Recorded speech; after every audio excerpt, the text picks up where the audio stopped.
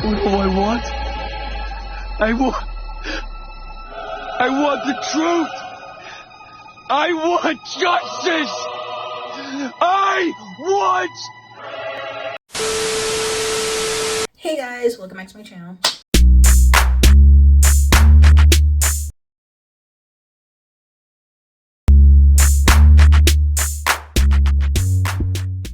If you don't know, it's Beats, your girl KylerB coming at you with a new video. So today we're going to be talking about Invincible Season 3, so let's get right into the video. So in this season of Invincible, basically this is after, Angstrom is killed by Mark. Mark is dealing with the aftermath of killing somebody. Oliver, he's there. Basically, Mark had to be the father that stepped up. Even though he's the older brother, he basically is a father figure for Oliver. Mark dropped out of college, a superhero for hire, working for Cecil. But then we find out that Cecil basically has this type of failsafe. So before we find out this failsafe from Cecil, Mark is basically training with Cecil. He's getting stronger, he's getting faster, building up, his superpowers. So we later on get the Cecil backstory about like how he came to be with the whole GDA situation, and basically he has this failsafe. He put something in Mark's head that he can use to like hurt Mark in case of like a situation, because after everything that Nolan did, Cecil is basically like, we're not going to have another Nolan again. Keep Mark under lock and key. After Mark found out, he basically working for Cecil, so he's kind of like work for hire. He needs to find a job. He's a college dropout. He needs something to do to pay the bills, whatever. So yeah, that's what's going on. So the whole GDA kind of split in half. Some people left, some people stayed. Ray is alive, Rex is alive after what happened with the lizard people. So that's going on over there. So come back to Mark. Basically, father steps up, raising Oliver with his mother Debbie, and then he starts this relationship with Eve, saying that he had this repressed feelings, but he suppressed them. Dated Amber, he really loved Amber, but they had to break up to like keep Amber safe and not have her as a liability. I feel like the whole Mark and Eve, like everybody knew Mark and Eve was going to happen, but it happened so quickly, and like they even said it mid-season where like Eve was like, we're kind of like going about this way too quickly, because there was like talks about them getting an apartment together, and I'm just like, a little too quickly. Like, you just broke up with Amber and now you want to get an apartment with Eve. But because Oliver is still growing, he needs to keep an eye out on Oliver. He likes to have like a little family life with his mom, so he still staying at home. He still decided against that and to like still help raise Oliver with his mother. So there we go. Then we have Oliver. He's growing really fast. He's like basically a preteen, early teen right now, and he already has his powers and everything. So he wants to be Mark's sidekick, backup help, wants to go everywhere with Mark when he's on his missions, whatever. And Mark is keep on telling him like, you're not ready, you need to listen to me. He's not listening to Mark. He's doing his own thing, whatever, but he's getting himself hurt, getting himself in, trouble. Then we had this episode of the Mahler brothers where Oliver, he was dead wrong killing the second brother, because the first brother, okay, understand. Second brother literally surrendered and was like, don't do it. And he literally busted through that Mahler brother, like killing him. And then he had almost little to no remorse about it. And Mark is just like, you're sounding like Nolan. You're sounding like Omni-Man, like, chill. He even wearing like a replica of Omni-Man's outfit, which was just kind of like very eerie. Like that dude is not liked on Earth. Like, you need to chill, Oliver. But yeah, he wanted to be Mark's sidekick. That was the whole task in itself. Another thing that was going on was that Nolan, he was facing his execution, and Alan the alien we need to go back to that, because what's going on with Alan the Alien and Nolan? Because Nolan was about to face his execution, and then basically Alan the Alien was waiting for him to kind of like showed like some type of humanity. So he helped him break out of prison, or and helped him stop his execution. And then we didn't hear from him at all from them too. They're, they're gone. And basically Nolan dropped the biggest tea of them all, is that, the people that they sent to kill Nolan was basically like one of the last few 50 something odd Vulturemites, full-blooded Vulturemites left. So we're not going to be wasting Vulturemites. Like, the Vulturemite empire is kind of like getting smaller and smaller, and they're not going to waste more people. So with that being said, Nolan told Alan that. And the thing is, Alan, whoever fixed him up, fixed his body up, they basically put something that was Vulturemite in him or whatever, because this man is just as strong as Nolan. And which is crazy, because I'm just like, he got beat to the pulp by Anissa or whoever was beating him up, and when he went into the hospital, and now he's like just as strong as Nolan, which is crazy, because I'm like, how? And he, like, what was his ulterior motive? Why did he want Nolan to be breaking out of prison? Like, what was the whole ulterior motive? So the fact that we didn't even see them after that whole situation towards the end of the season is crazy, because I'm just like, really, this is like another loose end, plot hole, whatever, that we need to circle back to, like, come season 4. So then there was another situation in which Scott Duvall, he basically wanted to have some vengeance against Invincible Mark, because when the Chicago situation that happened in season 1, Invincible basically indirectly was the cause of his sister and niece dying. Even though Mark really wanted to save them, the building fell and, crushed them. And, we just see Mark left with the arm. So, Scott, he wanted to get, revenge on Invincible, lure him out. He was working for the GDA, finding out all these secrets, And one day he has his powers of his own, which is like some type of electricity power source situation. So he got these power sources to basically boost his power, and he lured Invincible out. And I'm just like, you can't even fault Invincible Mark for your son and wife dying, because you fake kidnapped them and you try to burn, Invincible to a crisp. But in doing so, Invincible is invincible, okay? And he's invincible for a reason. Like, you indirectly burn your wife and son to a crisp.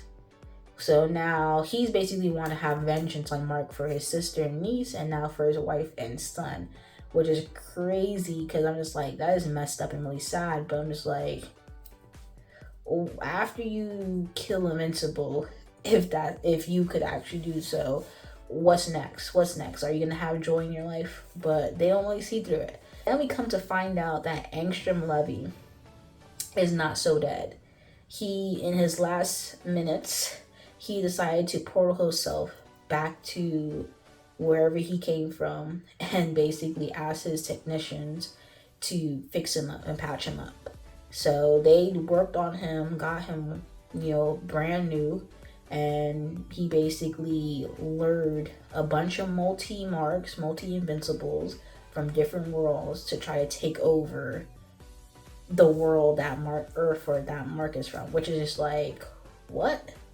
So they had caused havoc on Earth 1, whatever, Mark's Earth, causing havoc, which is crazy. And I'm just like, what is his end goal? Like, I'm just like, Angstrom Levy and Scott Duvall was basically two twin flames, two sides of the same coin. Because you have this vengeance against Invincible, but in doing so, you're killing innocent people, getting innocent people mixed up into your mess, which I'm just like, how better or worse are you from Invincible?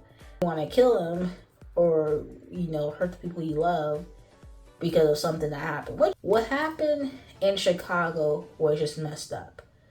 Like, and to be honest, it really wasn't Mark's fault. He was just trying to stop his father, and he got beat to the pulp in doing so. Like, his father really put him through. So, like, you can't really fault Mark about that. But now Cecil, I understand why Cecil has this fail-safe of, what he's doing to stop another Nolan situation, Chicago situation, blah, blah, blah. But I'm just like, sometimes there's ways to go about it, Cecil. It's ways to go about it. Like, I understand why you have this fail-safe, this white room, whatever. But there's ways to go about it, Cecil. I come to this last episode 8, the big fight between Conquest and Mark. And bro, that fight was wild. Like, it was another Nolan 2.0. I wouldn't even call it Nolan. I would say Omni-Man 2.0. Because when Conquest took Mark to the beach and started just basically holding Mark's head, and he was just basically like slicing people open, slicing through people, like, it was crazy. And Mark really did his big one, beat him all the way out to the earth, out to the space. He beat him all the way out to space. And this man was just like, oh, that's all you got? Like, I'm glad, like, we're just getting started. This man beat him down, beat him to the pulp, broke his leg, broke his arm, or his hand, and then broke his other hand. Mark punched him and broke his hand in the process. And then you got Eve talking about, oh, Mark, because Eve got, put into the hospital with her fights with the multi-marks. So she was recovering. Eve comes out basically saying, oh, I want to save Mark from Conquest. She got an iron cast on her, trying to come save Mark. Conquest is like, like, this is light work. What are we doing? Conquest punched her out and punched through her body. And somehow, some way, Eve basically, I guess, kind of like died. Not necessarily, but on the brink of death. She was able to, like, restart herself and build, since she's Adam Eve, or like, she can build herself back by atom, and she basically became newer and better, bigger and better, like, not bigger and better, but like brand new with like better abilities, which was like, okay, interesting, because I'm just like, okay, she's no longer in recovery mode, like, she's fully healed. So I guess that's basically her being able to do a little bit more of her abilities. But like, on the brink of death, Mark just decided to go literally like psychotic. So he decided, like, he got no hands, he got a broken leg. He decided to use his head as a weapon, basically bash his head into Conquest. And so many times, it was so gory, and so gory. And basically he was kind of like presumed dead or almost dead. So in recovery for like maybe a week, Mark was, or in a couple days, I don't know, but it was a little bit because Mark had to recover.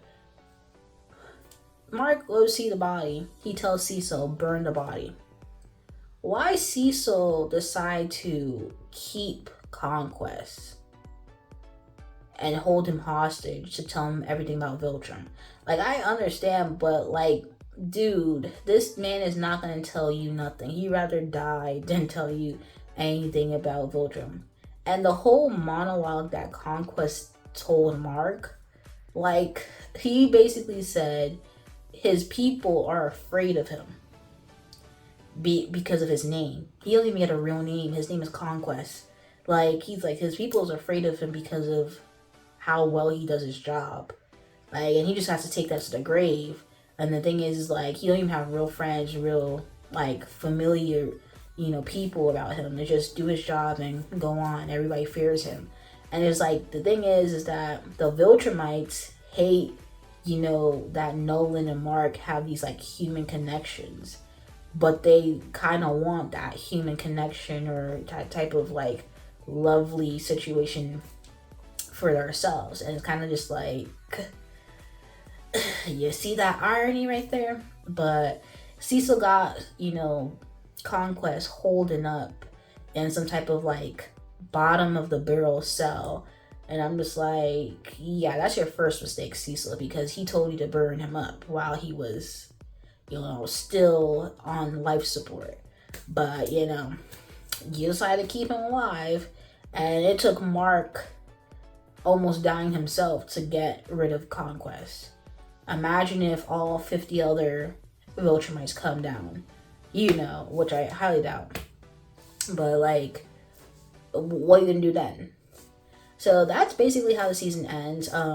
So we have, you know, Eve and Mark basically still a couple, still in their lovely, you know, union, which was like, okay.